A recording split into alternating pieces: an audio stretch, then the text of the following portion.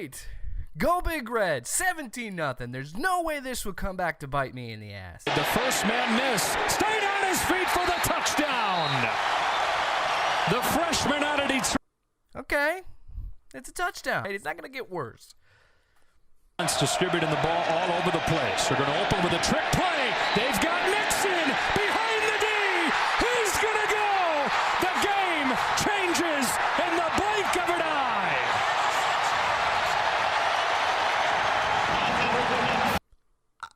It's anything can happen. Block. Hits the sideline. Stays on his feet. Uses his speed. Goodbye. Mo Washington strikes right back. Woo! Mo Washington. You've got a questionable thing coming up in October, but hey, what's that, man? It's a crazy response. He hooks it, and Colorado, back from the dead, wins a classic. Go Big Red. Welcome back to another episode of the College Football Hangover. I am your host, Jake Williams, and I am a very beaten down, sad little man because of what happened on Saturday with Nebraska, and I'll get to that in a bit. Let's just stay positive. Let's look at the positive notes, okay? Get it right out of the way. I was right about something. I know it's few and far between that I'm ever truly right about something on this show, but I'm right about a few things this week. One of them is not Nebraska, and again, we'll get to that, and I'm sure I'm going to get a lot of flack just for putting this Nebraska stuff up for this week. But hey, you know what? You got to, even in the darkest times, the hardest times, you got to stay true. You know, I bleed Husker red. It's like an abusive relationship being a Husker fan, though. Am I crazy?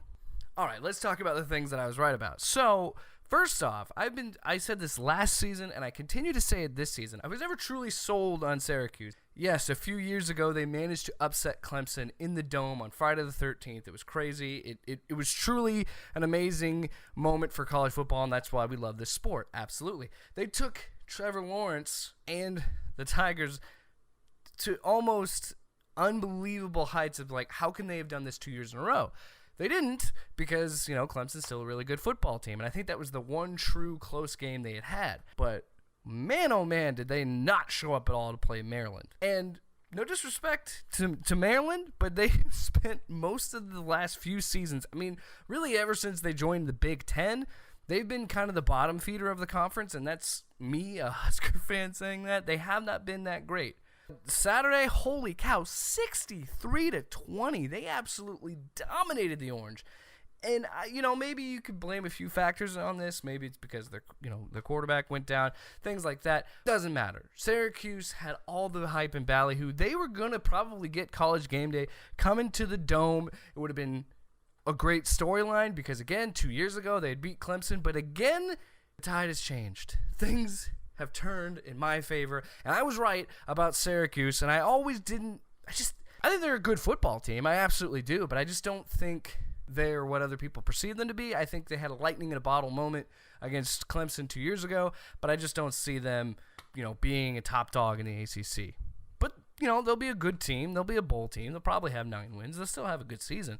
It's just goodness gracious. Whew, Maryland took them to the woodshed. Now we're going to move on to something else that I was right about, and something that actually brought me joy on Saturday after the look, despite what I may feel about Nebraska, and I'm tiptoeing around, I'm gonna talk about it a little bit, not all of it here. And remember, most of the time that I talk about this stuff, it's on the Loud Sports podcast, which is part of the Loud Opinionated family. Check it out. I'll put a link to the most recent episode down below. Done plugging. Back to the show. As much as I was upset about the Husker loss, there was something I was still holding out hope for later that night, and that was when LSU was taking on Texas. And the level of pettiness and hatred I have to the Texas Longhorns is just, I don't really know what it is. I've just never liked that school, never liked that team. And look, I am fully on the camp that there was never a rivalry between Nebraska and Texas because Nebraska would have to win those games, and Nebraska never really could. What I'll say about Texas, I'm glad they lost. Very, very happy, because again, we keep hearing this constantly. We've even heard it with Nebraska going into the season, the hype levels going in. Texas is not back. Texas won't be back. Texas is what Nebraska is, and people are going to freak out about that online, and people are going to be like, dude, 2009 is over. Actually, somebody on Twitter did say that, called me out for that and thought that we would be over 2009 by now, joking about Texas. Oh, I'm over it. I've just hated Texas long before 2009, and I'm just so sick and tired of all this hype behind Tom Herman that every single season they start the season saying Texas is back, Texas is back, Texas is back, Texas is back. I saw it on Twitter from Reddit College Football. They said drinking game, take a shot every time they say Texas is back. And they said, just kidding, we don't want to kill people. It's true. It's all you hear. And I understand that Texas kind of has that name brand mentality to it. But dude, 2 years in a row, they lost to Maryland. Okay? And yes, they beat Oklahoma. And yes, they got back to the Big 12. And they managed to beat Georgia in the Sugar Bowl. And those are great accomplishments. But it seems like no matter what happens, every single year, they are hyped up to be this thing that's going to represent the Big 12. It's very windy in my house. I'm gonna have to shut my window. It just doesn't happen because of moments like this. They get a big, hyped up, legitimate competition coming into their house in Austin, Texas, and they lose. And all credit to LSU, they look unbelievable. It just sucks that they're in the same division as the almighty Alabama and Lord Nick Saban. The moral of the story is Texas isn't back. It's amazing that just looking at the few episodes I did last season and doing the few episodes now, we're only in week 3 of the college football season, and I'm seeing so much of how it's so similar and the storylines can play out, and it's amazing. It truly is. Now let's get to another thing I want to talk about, and let's pour it on, folks. Nebraska. Now the Huskers, I'm disappointed. I really am. Not because I truly believe the things that I was saying. Now, I was playing it up. I was playing it up for everybody to see, doing the whole, the Kool-Aid man, as I like to call it, sipping the Kool-Aid for Scott Frost. I've been, hyping it up that they're going to go undefeated and Adrian Martinez is going to win the Heisman. I never truly believed that. But I do still believe, I did then, I still do now, Nebraska still has a shot to win the Big Ten West. The season isn't over. It's a long season. Have they not lived up to expectations? Maybe not, because people hype them up so much. But they didn't play They didn't play well, but they didn't play horrible against South Alabama. And the first half of this game, Nebraska played like the hype train that everybody had all off season. It's just been the problem with this team and Scott Frost. They don't know how to win football games. They don't know how to impose their will on a team. When you are up 17-0 and you can't put your foot on another team's throat and suffocate them, it's a problem. It really is, and it does worry me. Although I do think they still have a chance to win the Big Ten West, I'm still going to be that much of a homer. I'm still going to drink that little bit of Kool-Aid. I mean, at the very least, I just want 6 wins. I just want a bowl game. It's not the 90s. That's another thing. I want to reach out to Husker fans all over the world. I imagine they exist. I don't know. Look, Nebraska is never going to be Tom Osborne's Nebraska again. Nebraska is never going to be that team. It's never going to happen. All right? The Nebraska's glory days are over. They were beautiful for the people that got to witness them. I was a baby. I didn't really get to see them. Point is, it's okay to accept that they're not the same team as they want to. As a fan, obviously you want your team to go undefeated and win a championship every year. As a fan, that's your number one lofty expectation. But there's also time to be realistic. Nebraska will never be what they were in the 90s. That's okay. I'm okay with them being a 9-win team or an 8-win team. It's okay to have that. It's so much better than being 4-8, isn't it? And, you shouldn't want mediocrity, whatever, dude. Just accept the fact that Nebraska is not the same, and Scott Frost might not be the savior everybody thinks he is. He's not going to win you national championships, but I think, truly, he'll get Nebraska back on track. And another thing I want to tell Husker fans, and I really want to illustrate this to you the best way I can. It could be worse. You could be the Tennessee Volunteers.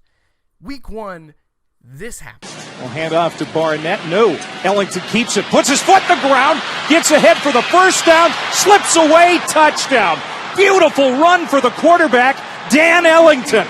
And then this last week, and no disrespect to BYU, trust me, I know all about how good BYU can be on the road early on in the season. They did this. Yep, it's Williams. pushing toward the end zone, and no signal yet. Now there it is, touchdown, BYU wins, and an absolutely horrific, gut-wrenching loss for the Tennessee Vols. So just remember, it could be worse. You could be Tennessee, or you could also be Florida State, who, I mean, what is this? What are you doing? How do you not know which side you're supposed... and they won because of this. This descended into a second OT.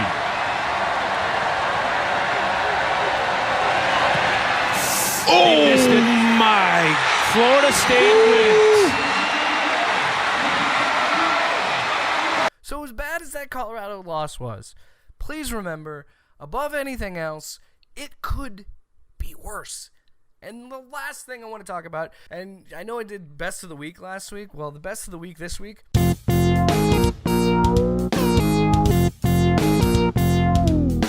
Iowa State.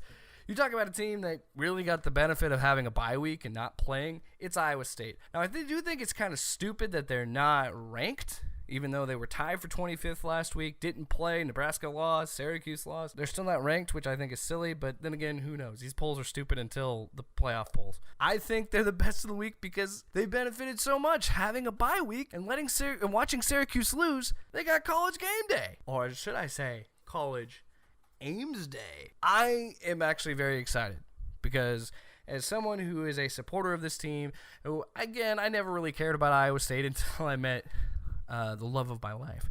But I'm excited for them. I really am. I think this is huge for their university. I think it's huge for the state of Iowa, and it's really nice to see the Cy-Hawk rivalry actually get some recognition.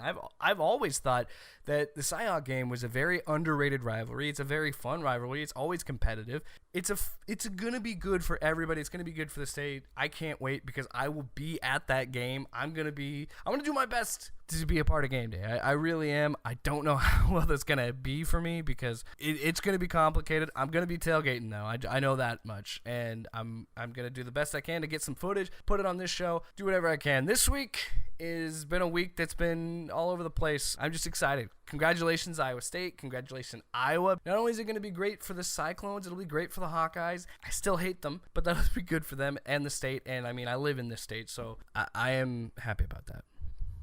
It is hard being a Husker fan in the Hawkeye state, let me tell you.